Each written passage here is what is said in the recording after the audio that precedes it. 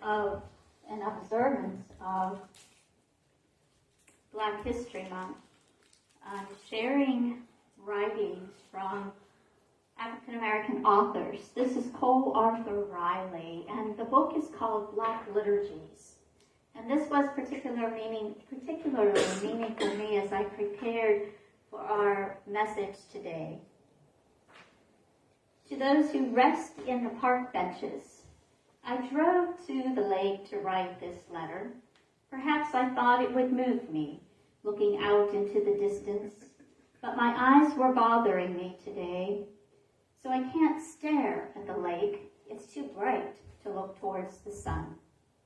But to my left, there is an old man trying to fly a kite with a child, who I decided was his grandson. I pivot my body just so to watch them twist and tug at the string. The purple nylon octopus stares up at me with mouth wide open as it thrashes and flaps against the grass. And the little old man is saying, "Take it and run, take it and run." And the boy does, only there always seems to be a pause between the passing of the string and the first step. So the kite drifts up for a moment and then crashes back down to the ground. And maybe on another day this would be a tragedy. But the man and the child are laughing hard enough for all of us. The man begins grabbing the octopus by the mouth and shooting it like a dart towards the sky. "Now run! Go," he says. And the boy just rocks back on his heels and laughs. You might wonder if they ever got the kite into the air, if the octopus took flight and soared above as we marveled and clapped. That's not the story for this day. And it never meets the sky. Not on this day. But now they're sitting on a bench next to mine, sharing orange slices. Have you ever been doing something and suddenly realize that you're smiling? Like your whole face is playing a trick on you. Well, I'm grinning now as I watch sideways from my bench. They're squirting juice of the orange at each other. The little boy licks it up off his hand and puts it out for a handshake. The old man nods and solemnly obliges. The small head tucks into the sticky arm. There are days when the sun is too bright, when the majestic feels like the kind of beauty you cannot approach. Look to your left. The beauty you seek can be found in the mundane.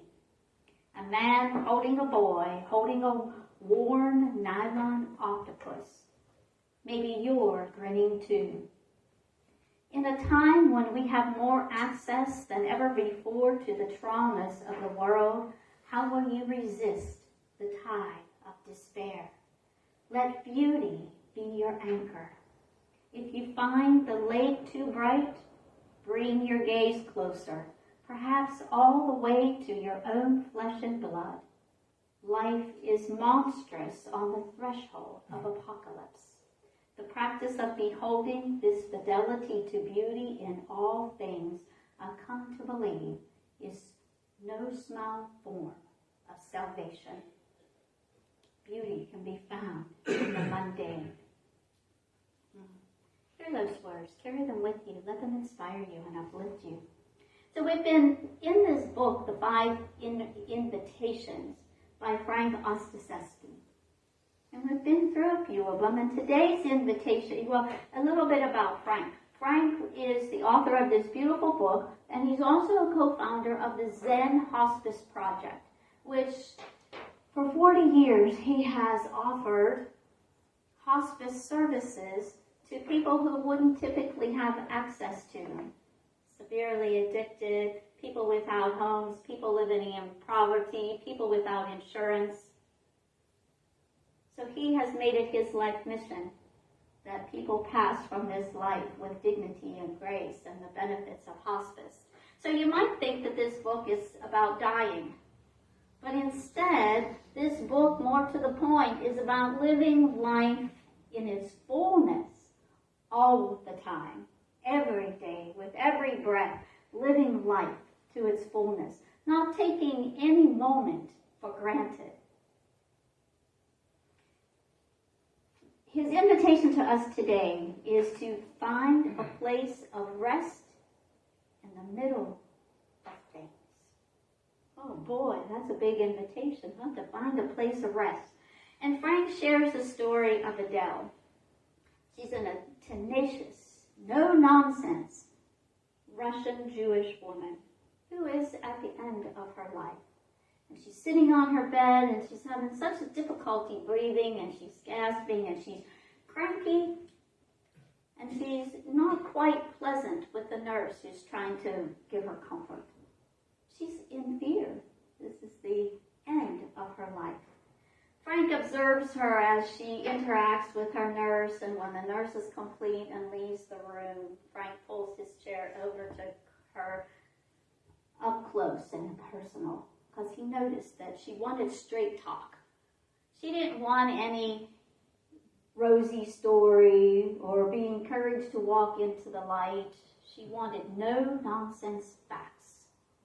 She wanted real, true relationship with people she encountered.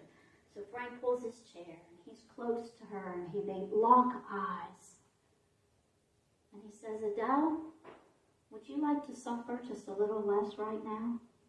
Of course, Adele nods her head. Of course, yes.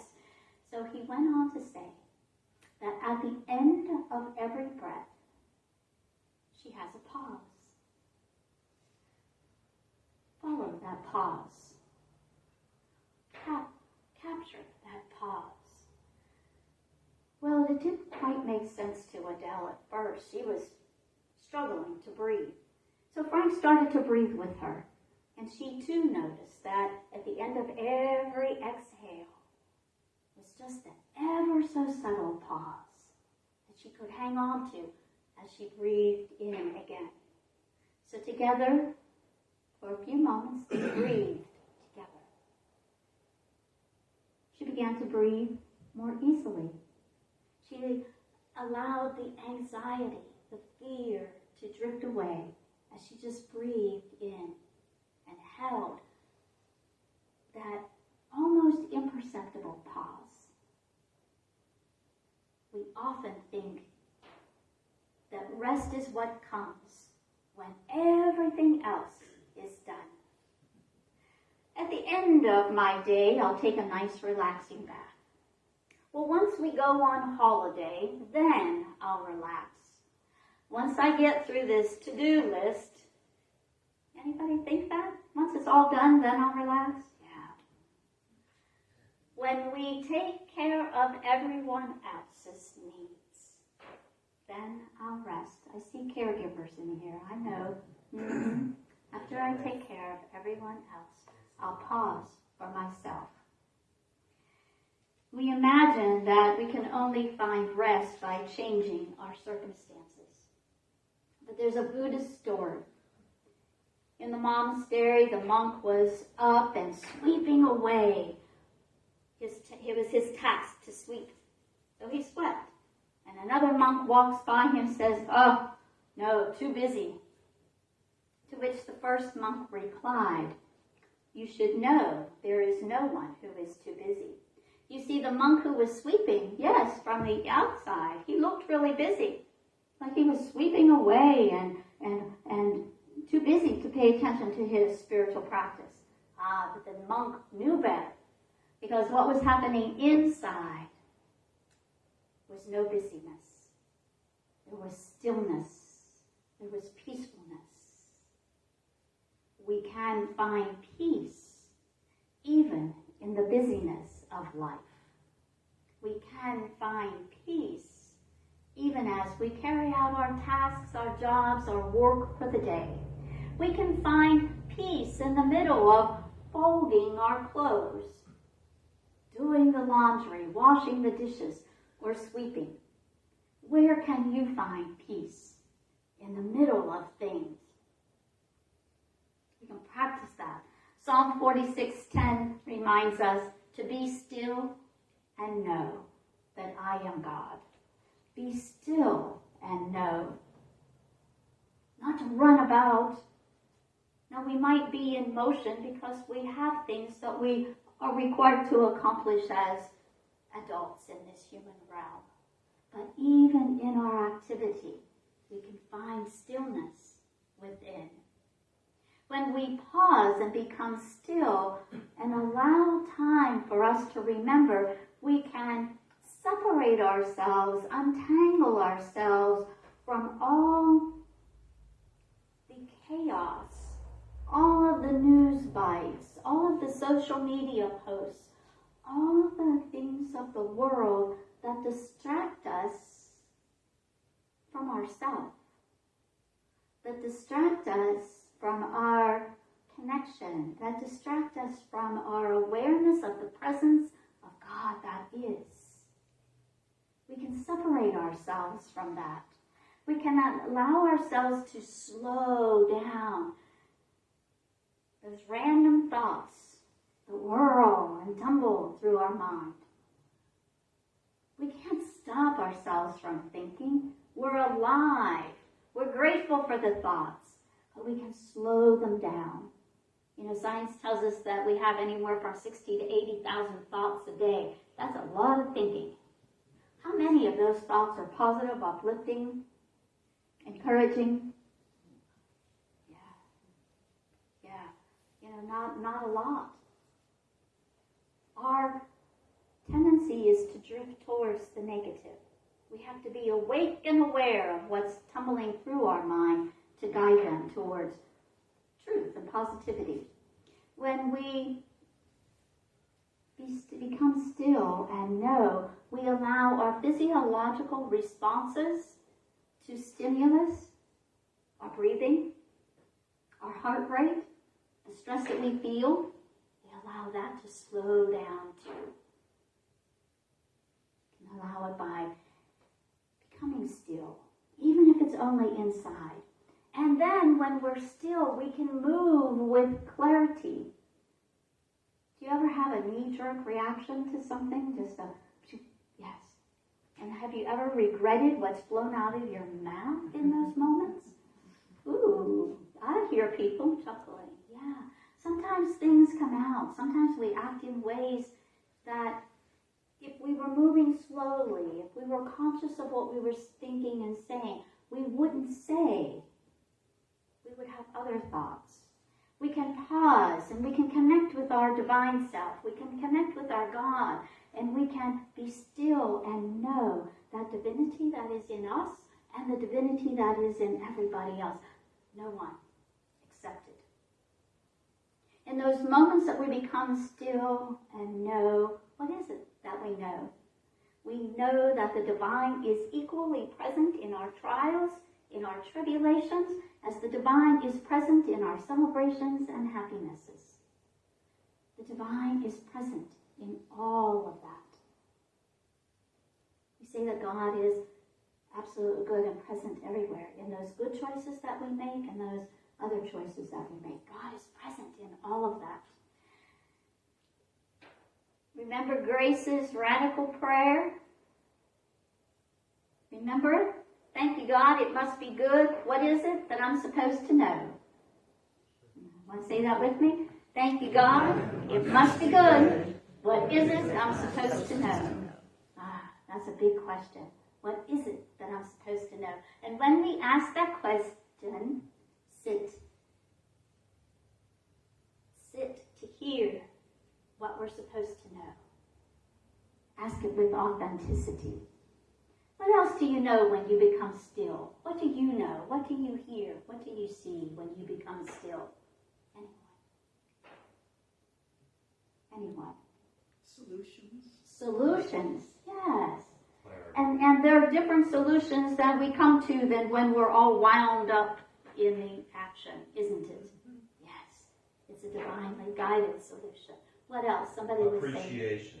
Appreciation. Oh my gosh, yes. Gratitude.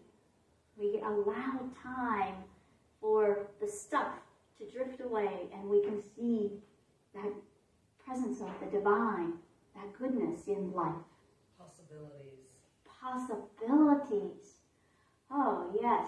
And we live in a field of infinite possibilities when we allow it to express, when we allow ourselves to be aware of that field. It's infinite. Anything else? Quiet and acceptance. Acceptance. Oh my gosh, when we sit in that quietness, when we feel that presence, we can begin to accept and appreciate and love ourselves. And when we love ourselves, then we can love one another. We can love one another as we are invited to do. Often we think that pausing for a moment at the end or even in the middle of a dramatic or a traumatic experience will help us survive and live through it. If we pause, center ourselves, get all of our spiritual mojo together, and then we can live through whatever is happening. But we don't always talk about taking a moment to rest in a happy experience. We can almost rush through those happy experiences, one to the next or the next experience, without really pausing. There's scientific evidence that we can positively impact our neural pathways in our brain when we pause in a place of rest in the midst of a happy experience. We can reconfigure all of those connections in our brain to savor that positive experience. So when I'm having a lovely visit with a friend, become aware of the feeling that you have. Notice the laughter, the energy that's around you. When you're enjoying lunch or shopping with a grandchild, when you're relaxing with a partner, when you're sharing successes with a coworker. You don't have to sit for a half an hour. You can stay engaged with the person and still allow your consciousness to be aware of the joy and happiness of the experience. So let a happy moment come to mind right now. The last happy moment that you experienced. Sit with it. Reimagine the scene, the people that were present. Notice any aromas in that memory. What do you hear? What tastes? What rises for you? Now hang on to that feeling. Hang on to all of those senses. Hang on to the sounds that you heard, the aromas that you smelled. Call that up any time of day or night and bask in those happy moments. Allow those happy moments to become embedded in our mind and in our memory. We certainly pause to relive again and again and again life's tragedies, life's upsets. We tell the story of being wronged, those who transgressed us. We live in that. We tell it over and over again, right? Until it's secure in our story. So we won't forget that we were wronged in life. We hang on to that. Certainly, we can spend equal time embedding those stories of grace, those stories of wonderful, happy experiences, those stories of deep soul connections that we have with one another. We can embed that into our story. How will your story change when it's one that's embedded, that is filled with love, that is filled with compassion, that is filled with kindness, that you share with each other. We might remember the time a teacher disciplined us in front of the class, or a parent called us out and, punished us for a wrongdoing, rightly or wrongly, or a friend betrayed our confidence or more, or someone else got the promotion instead of us. Oh gosh, we harp on those stories, don't we? So let us practice the stories of love, the stories of compassion and kindness that you notice, that you feel, and really grab that feeling. So let's find a place of rest when we're going through something troubling or disturbing. Yes, indeed, find that place of rest so that you can navigate it, so that you can walk through it, so that you can learn valuable lessons from it. And never forget to pause in those wonderful moments of lunch with my favorite grandson. And as he reminds me, he's my only grandson. Or shopping with the grand girls. Or playing Uno around the Christmas holiday and laughing so hard we cried. That's a core memory for me. I'll carry that forever. Or the sweet blossoms coming up in my front yard, reminding me that, oh yes, spring is just around the corner. Allow those to become us. Take those things in. Take them in deeply. And listen to Philippians 4:8. Finally, brothers and sisters, whatever things are true, whatever things are honorable, whatever things are just, whatever things are pure, whatever things are lovely, whatever is admirable, if anything excellent is praiseworthy, think on these things. Think on these things and embed them in your mind. Let them be the stories that you tell. Let them be your life story. Frank, the author of the 5 Invitations, shares these words. Rest is found when we are acutely present. Acutely present. Rather than letting our minds wander aimlessly through fear, worry, doubt, lack, anxiousness. Rest comes when we become more by being than by doing. And when we don't allow the urgent to crowd out the important. There's always going to be something urgent in our work. There's always going to be something urgent in the world. And sort that from what is important. And only you can decide that. Rest in the Sabbath when we stop and return to the possibilities of the ever-fresh now moment. So right now, in this very moment, how do you feel? Notice, how do you feel? Oh, good. Not bad. Peaceful. Peaceful. Great. This very moment. This is the only moment we have to live. This is the only moment we have to be in. At this moment. And as my teacher Thich Nhat Hanh says, present moment is indeed a wonderful moment. Perhaps when we find this place of rest, perhaps when we are in the middle of things and we pause for that place of rest, perhaps we find love.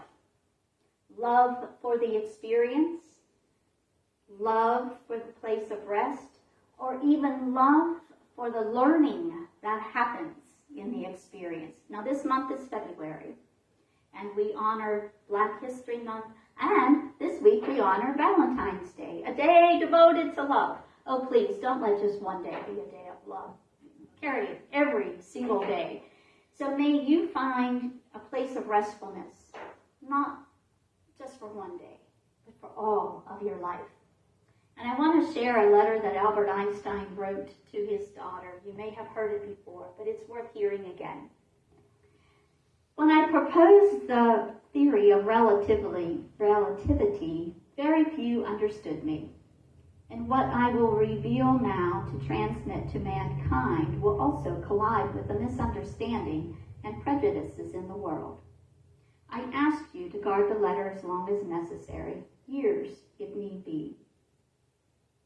There is one extremely powerful force that so far science has not found a formal explanation to. It is a force that includes and governs all others, and is even behind any phenomenon operating in the universe that has not been yet identified to us. The universal force is love. Love is the most powerful force because it has no limits. When scientists looked for a unified theory of the universe, they forgot the most powerful, unforeseen force. Love is light that enlightens those who give it and receive it. Love is gravity because it makes people feel attracted to one another. Love is powerful because it multiplies the best we have and allows humanity not to be extinguished in their blind selfishness. Love unfolds and reveals. For love we live, and for love we die. God is love, and love is God. This force explains everything and gives meaning to life. This is the variable that we have ignored for too long. Maybe because we are afraid of love, because it is the only energy in the universe that human has not learned to drive at will. If we want our species to survive, if we are to find meaning in life, if we want to save the world and every sentient being that inhabits it, then love is the only answer. Perhaps you're not ready to make a bomb of love, a device powerful enough to entirely destroy the hate, selfishness, and greed that devastate our planet. However, each individual carries within them a small but powerful generator of love, whose energy is waiting to be released. Now, we might not be ready to throw love bombs, but we sure can toss a little bit of love, or a lot of love around.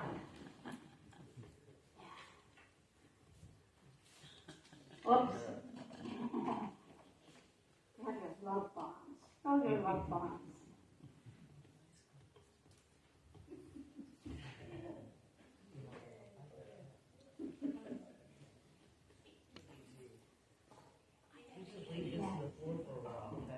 It's the most powerful force in the world is love. Hope I didn't miss anybody. So don't let love be restricted to one day. Let's share the heck out of it. Throw love bombs every day. Just toss it wherever you go. Just toss a little love and see what happens. To the cranky person you greet, or who greets you, toss a little love. You've got nothing to lose. Someone meets you along your day and maybe they're having a bad day. We don't know what's happening in somebody else's life. Give them a little love. See what happens.